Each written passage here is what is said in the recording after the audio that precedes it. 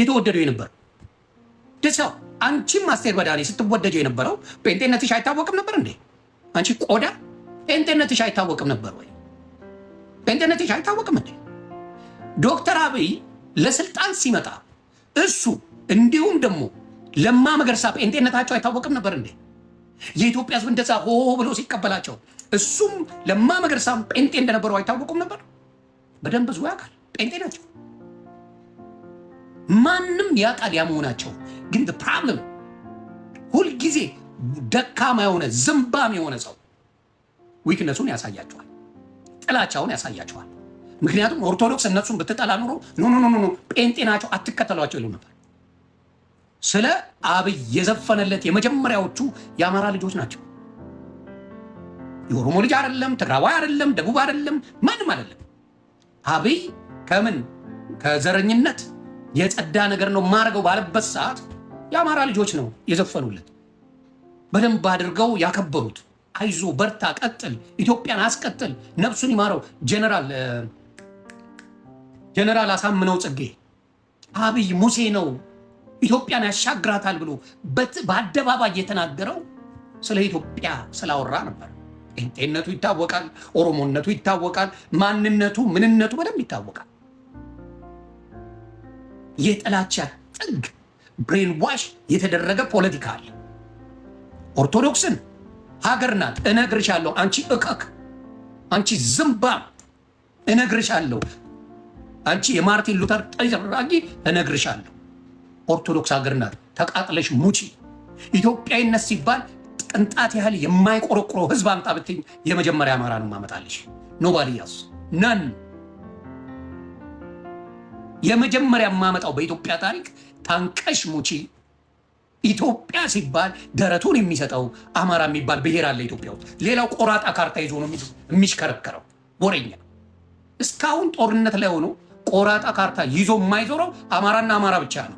ኦሮሞ ሲያኮርፍ ቆራጣ ካርታ አለ፣ ትግሬ ሲያኮርፍ ቆራጣ ካርታ አለ። እንዲሁም ሌላው ወላይታ ቢያኮርፍ ቆራጣ ካርታ ስለሆነ፣ ሲዳማ ቢያኮርፍ ቆራጣ ካርታ ስለሆነ እያንዳንዱ ብታመጣው በቆራጣ ካርታ ውስጥ የተደበቀ ዘረኝነት ይዞ ነው የመጣው።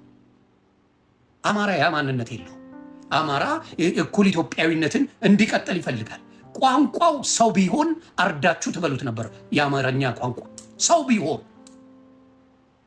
ቢሆን የአማራ ቋንቋ ቆረጣጥማችሁ ድምጥማጡን አጥፍታችሁ እንዲጠፋ ታደርጉ ነበረ። ሜንታሊቲያችሁ የደከመ የዘቀጠ ማንነት ስላለው አስቴር በዳኔ ከዚህ ወጣሽ ነሽ። this is a problem። የግድ ብልጽግና ለመሆን የግድ አማራን መስደብ አይጠበቅብሽም። ፖለቲካሽን ማራመድ ትችላለሽ። የግድ ኦሮሞ መስደብ የለበሽም፣ ትግራዋያን መስደብ የለበሽም። ብልጽግና ትሆኛለሽ፣ አመራሩ ጋር አብረሽ ትሰሪያለሽ። አለቀ። ይሄን ወታደር አድርገህ የምትልከው አገር ተወራለሽ ናዝመት የምትለው ያኔ ለሞት ሲሰለፍ አረንጓዴ ቢጫ ቀይ ባንዲራውን ሲይዝ ማትከለክለው ወይኔ ይሄ እኮ በእናት ህዝብ መናቅ ነው፣ ስድብ እኮ ነው። ለሞት ለመነዳት ሲሄድ የሚወደውን ነገር ከፊቱ ታሳየዋለህ። ኢትዮጵያ ውስጥ መጤ ጨርቅ የበዛው ወያኔ መራሹ ኢህአዴግ በሚመራው ዘመን ላይ ነው። መጤ 9 ጨርቆች አይተናል። 9 ክልል ስለነበረ አንዳቸውም ድሮ አልነበሩ። አንዳቸውም እኔ ኦሮሞና አማራ ነኝ። ኮንጎ ዘምቶ ነበር። እሺ የዛ ጊዜ ኮንጎ ዘምቶ ሲሄድ በዳኔ ነገ ኦሮሞ ነው አረንጓዴ ቢጫ ቀይ ባንዲራ ነው ይዞ ሄደው። እሺ ኢትዮጵያን ወክሎ ያሁን ኦሮሞ ይወክላል እያሉ የሚያውለበልቡትን ጨርቅ ጠቅላላ አያውቀውም። ምን ያባት የአዲስ አበባ ህዝብ እኮ ላይኑ አይቶት የማያውቀውን ባይተዋር የሆነ ጨርቅ ሲያውለበልቡ ምንም አልተናገራቸውም። ሰላም ነው የሰጣቸው። ዝም ስላልክ እኮ የሆነ አቅም የለህም እንደነሱ ተነስተህ መፈንዳት አትችልም ማለት እኮ አይደለም። ቀላል አማራጭ እኮ ነው መፈንዳት፣ መንገድ በድንጋይ መዝጋት። በቃ ከኔ በላይ ማንም የለም ማለት እኮ ማንም ሰው ሊያደርገው የሚችለው በጣም ቀላል አማራጭ። ግን ሀገር ወዳዱ ማህበረሰብ የመታገስ አቅም ስላለው ስለሚታገስ ፈሪ መሰለ። ያሁን ጦርነት ማን ነው እሱ የመከተው? አረንጓዴ ቢጫ ቀይ ባንዲራ ይዞ የተሰለፈው ሰራዊት አይደለ እንዴ? ከተማችን እኮ ከጥምቀት በፊትም አረንጓዴ ቢጫ ቀይ ጠግባለች። ለምን? ዲያስፖራዎች ስለሚመጡ። ለምን? ዲያስፖራዎች የሚያውቁት ባንዲራ አረንጓዴ ቢጫ ቀይ ቀደምት ባንዲራዋን ስለሆነ። የኢትዮጵያ ችግር ሁልጊዜ ይሄን ጥያቄ ማንም አላነሳው ነበር። 2010 ጥር ወር ላይ የኢትዮጵያ ችግር የሚመነጨው ከባንዲራዋ ነው፣ ከሰንደቋ ነው። እሱ ሲታከም ሁሉ ነገር ይድናል ብዬ ተናግሬያለሁ። ስትገፋ ለቀስቴድ የታጋሽነትህን መጠን አይረዱልህም። እነሱ ኃይለኛ ሁልጊዜ እነሱ የፈለጉትን የሚያደርጉ ይመስላቸዋል ማለት ነው። ኦኬ የአዲስ አበባ ህዝብ ባንዲራው አረንጓዴ ቢጫ ቀይ ነው። 4 ነጥብ። ከዚህ ውጭ ባንዲራ የለውም። ተገዶ የተጫነበት ነው። ኮከብ ያለውን ባንዲራ ብሔረሰቦችን ይወክላል ካሉ እኛ አልተወከልንም። ይሄው ዲያስፖራ ጠቅላላ አረንጓዴ ቢጫ ቀይ የሚይዘው ለምን ይመስላል? በቃሽ የሌሎቹን መብት አከበሩ። ኮከብ ያለበትን ሲያዩ ደስ ይላቸዋል አይደል? ለምን ደስ አላችሁ አንልም። በቃ ደስ ብሏቸው የቆዩ። እኛም ግን ህዝብ ነን። እኛም ድምጽ አለን። የኛም ፍላጎት ሊከበርልን ይገባል። አረንጓዴ ቢጫ ቀይ ልሙጥ ሳይሆን ንጹህ ባንዲራ። ልሙጥ የሚለው በነገራችን ላይ የከለር ብላይንድነስ ያለበት ሰው ነው። ልሙጥ ማለት አንድ ከለር ማለት ነው። አረንጓዴ ቢጫ ቀይ 3 ቀለም ነው። በዚህ ላይ ደግሞ ንጹህ ነው፣ ምንም ነገር የለውም። እና ኦርቶዶክስ ቤተክርስቲያን ከሌሎች ቤተ እምነቶች ቀደምት ነች። ኦርቶዶክስ መጀመሪያ መጣች፣ ካላንደር ሰራች፣ ቀን አቆጣጠር፣ ወራት አቆጣጠር፣ የሳምንታት አቆጣጠር አስደናቂ የሆነ 30 ቀን መድባ ከዛ የተረፈውን 5ቱን አንድ ላይ ጳጉሜ 13 ወር ያላት ሀገር ተባለች። ኦኬ አይዛነፍም። እነሱ ፈረንጆቹ ታውቃለህ ጃንዋሪ፣ ፌብሩዋሪ፣ ማርች፣ ኤፕሪል ምናምን ብለው ኢቭን መንዴይ፣ ሰንዴይ ምናምን ያሉት ጠቅላላ በጨረቃ የሚመለክበት ቀን፣ በፀሐይ የሚመለክበት ቀን የአማልክቶቻቸውን ቀን ነው ቀን ብለው የሰየሙት። ዝም ብለህ ራሱ ታስበው ለእግዚአብሔር ቀረብ የሚል ይሄ የኢትዮጵያው ስያሜ ነው። መስከረም፣ ጥቅምት፣ ዳር ለምን ተባለ? እያንዳንዱ ምክንያት አለው፣ የተቀደሰ ምክንያት። ዝም ብለህ ይኸውልህ አትዘረጥጥም። አንተ ዛሬ ይገባኝና ወይ የሆነ የእምነት ጥግ ላይ ደረስኩ ተፈላሰፍኩ ምናምን ብለህ ኦርቶዶክስ ቤተክርስቲያን ወንጌል ይዛ ባታቆይ ለምሳሌ ያህል ወንጌላውያን አይፈጠሩም ነበር፣ ወይ ደግሞ ይቀጭጭ ነበር እንትናቸው። ምንም ቢሆን ወንጌል ጠብቃ አቆይታለች። የምናከብራቸው በዓላትን ጠቅላላ ሰርታለች። ኦኬ እንዴ ቀን መቁጠሪያው ቀላል አይደለም። በአፍሪካ ብቸኛ የራሷ የሆነ ፊደል ያላት ሀገር ነች ኢትዮጵያ። ይሄ ቀላል አይደለም። ይኸውልህ ክብር የሌለው ትውልድ ነው እሺ ክብር የሚነሳ በቂኝ ገዢ ሐሳብ በሀገር ገንጣይ ሐሳብ ተጠንስሶ የተሰጠውን ተቀብሎ ያንን መሰረት አድርጎ ሀገር ካልገነጠልኩ ካላሸበርኩ የሚለው ይሄ ማገናዘብ የማይችል ትውልድ ነው።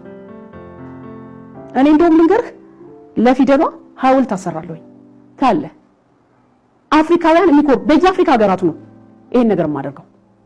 ምክንያቱም በአፍሪካ ብቸኛ ፊደል ያላት ሀገር ነች። ባለፈው ጠቅላይ ሚኒስትር አብይ አህመድ ላይብራሪውን በሚያስመርቁ ሰዓት 18 ሀገሮች ናቸው የራሳቸው ሌተር ያላቸው። ከዛ መሀል ኢትዮጵያ አንዷ ነች።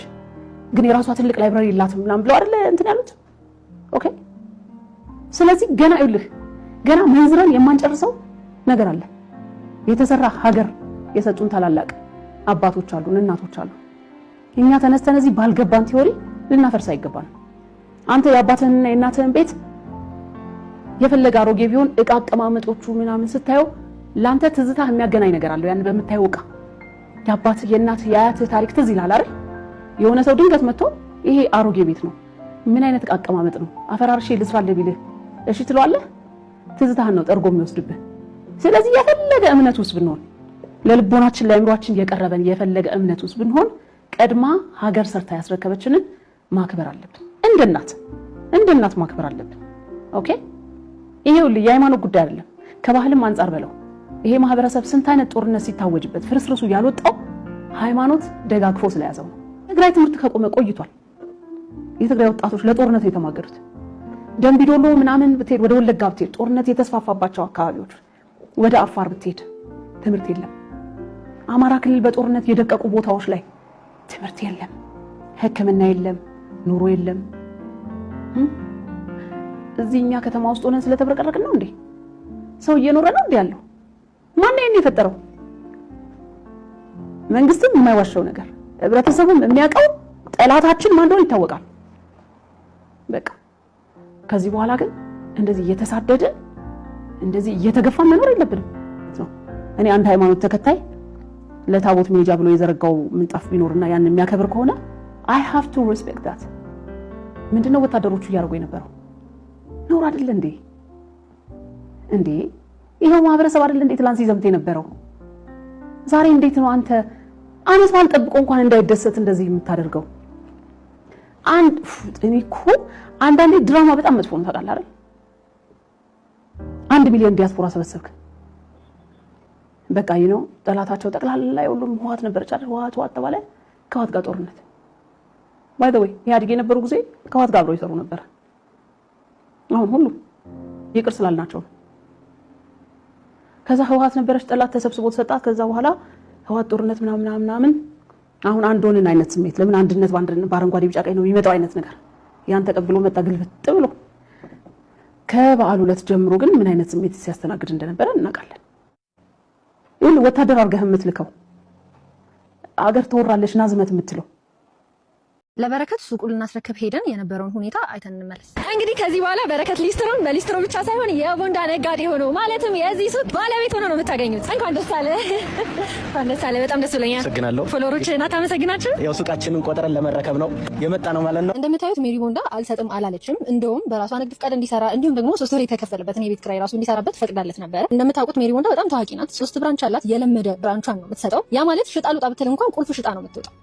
ራሷ ይሄን ያህል ይገመትልኛል ብላ ያለችውን ዋጋ አወጣ። ዛሬ ደግሞ በጣም የሚገርመኝ በረከትን ጠርቸው ቻሌንጁን ከመቀበሉ በፊት አሳይቼዋለሁ። እያንዳንዱን ሱቅ አሳይቼው እንደዚህ ነበር ያመሰገነው። በጣም ደስ ብሎኛል። ደስታዬ ከልክ በላይ ነው። እርግጠኛ ነኝ እንደሚጨምርና ይሄንን ሱቅ እንደሚወስደው መመረቅ ስላለብኝ ይሄንን ገዝቻለሁ። ሜሪ ስንት ነው ዋጋ? ሱቅ ውስጥ በጣም ሙሉ ልብስ ነው ያለው። እሱ ብቻ አይደለም፣ አሻንጉሊት አለ፣ ብረቶች አሉ። ሙሉ የተሟላ ሱቅ ነው። ቢሆንም ቪዲዮ ከተለቀቀበት 15 ቀን ቢሆንም የሰጠነው 20 ምናምን ቀን ሆኖ ራሱ ሜሪ ቦንዳ ቁልፉን ለመስጠት ፈቃደኛ ነበረች። እንደውም ትናንትና ላገኘሁትኝ ሰዓት ፎሎወሩ ራሱ አልሞላም፣ ቀንሶ ነበር። ግን እንደዛም ሆኖ እኛ በጣም ዊሊንግ ነበር ለመስጠት። ሱቁን መረከብ እችላለሁ ወይ አለኝ። አዎ ትችላለህ አልኩት። ሄድኩኝ። ስሄድ 5 ወንዶች ተሰብስበው ቆመዋል። እሱ ብቻ አይደለም ካሜራ ይዟል ምናምን። እኔ አይቶት በቃ ደስ ብሎት ምናምንና እግዚአብሔር ነው የምላችሁ በቃ ደስ ብሎኝ ቪዲዮ ሲቀርጹና እንደዛ ነው ይመስለኝ። ከዛ ቪዲዮ ሰርቼ መሀል ላይ እገባለሁ። ላይቭ ነው አለኝ። አንዱ ላይቭ እንዳለ አላውቅም። በረከት ሲጀምር አላወራንም። ቅሬታ ቢኖረው ራሱ መጀመሪያ እኛ ማውራት ይችላል አይደል? አንድ ቀን እንኳን ቅሬታ አለኝ ብሎ ለኔ አልነገረኝ። እንደምታዩት እኛ ልንሸልመው ፈቃደኛ ነበርን። እሱ ግን መሀል ላይ ሀሳቡን ቀየረ። ቃል በቃል ያለን ደላላ ይዤ መጥቼ አልተገመተልኝም ያለው። ሲጀምር ሜሪ ቦንዳ መስጠት የፈለገችው ለሚሰራ ሰው ነው፣ ሱቁን ለሚሸጥ ሰው አይደለም። እኔ ስላሸነፈ ቢወስደውም ችግር የለብንም፣ ግን እሱ አያወጣም ማለት። እሺ 1 ሚሊዮን ብር ስጡኝ። 1 ሚሊዮን ብር ፓስ ሌላ 300 ሺህ ነው የሚገመተው። ስለዚህ እናንተ 1 ሚሊዮን ብሩን ስጡኝ። አንፎሎ ቻሌንጅ እናስጀምር። አንፎሎ ማድረግ ማለት ሁላችሁ ቤት ፎሎ ያደርጋችሁ አንፎሎ ማድረግ። ሁለተኛ ደግሞ ይሄ ሞልቢያ እንኳን የማይሆን ልብስ ነው። ብቻ በጣም ሲያጣጥል ነበር። እንዲሁም እኔና የሥራ ባልደረባዬ ሳናቅ ካሜራ ይዞ 5 ልጆችን ይዞ መጥቶ እንደተበደለ መሆን ብቻ በጣም በቃ አንኤክስፔክትድ ነገር ነበር የተፈጠረው። እኛም ደግሞ ሳናቅ ስለሆነ ላይቭ የገባው አቁም ላይቭ መቅረጽን እናውራ ብለን ልናስረዳው በጣም ነው የሞከርነው። እሱም ሊረዳን ፈቃደኛ አልነበረ። እንግዲህ በረከት ስላሸነፈ ይህንን ሽልማት እንዲቀበል የአቅማችንን ሞክረናል። በመጨረሻም ብሩን ስጡኝ በማለት ቻሌንጁ ላይ ያልተጠቀሰ አዲስ ውልም አምጥቷል። ሜሪ ቦንዳ 15 ቀን ብትሰጠውም ግምት ውስጥ በማስገባት ልፋቱን ልትሰጠው ፈቃደኛ ብትሆንም እሱ ግን እንዳያችሁት ስሟን በማጥፋት የተሰጠውን ስጦታ በማጣጣል እንዲሁም ሶሻል ሚዲያ ላይ ያልተፈጠረ ነገር በማውራት በዲሲፕሊን ጉድለት የሰጠችውን ቻሌንጅ ውድቅ አድርገዋለች። እንግዲህ በረከትን ብላችሁ ፎሎ ያደረጋችሁ ሰዎች አሁንም ቢሆን ይህንን አካውንት ታች አስቀምጥላችኋል። የሜሪ ቦንዳን አካውንት አሁን ፎሎ ማድረግ ትችላላችሁ። ቀድሞ ስላለቀሰና ድራማ ስለሰራ ልክ ነው ማለት አይደለም። በተረፈ ሁለተኛና ሶስተኛ የወጡ ሰዎች ከሱቅ ክራይ ውጪ ልብሶችን እንደምንሸልም ቃል ገብተን ነበር። የስራ ማስጀመሪያ እሱን ስንሰጥ በግልጽ የምናሳያችሁ ይሆናል። የተፈጠረው ነገር እንዳለ አሁን እንዳሳያችሁ ነው። እኔ በተፈጠረው ነገር በጣም ነው ያዘንኩትኝ። አይ ዊሽ እንደዚህ አይነት ነገር ውስጥ ባልገባ። ኤኒዌይስ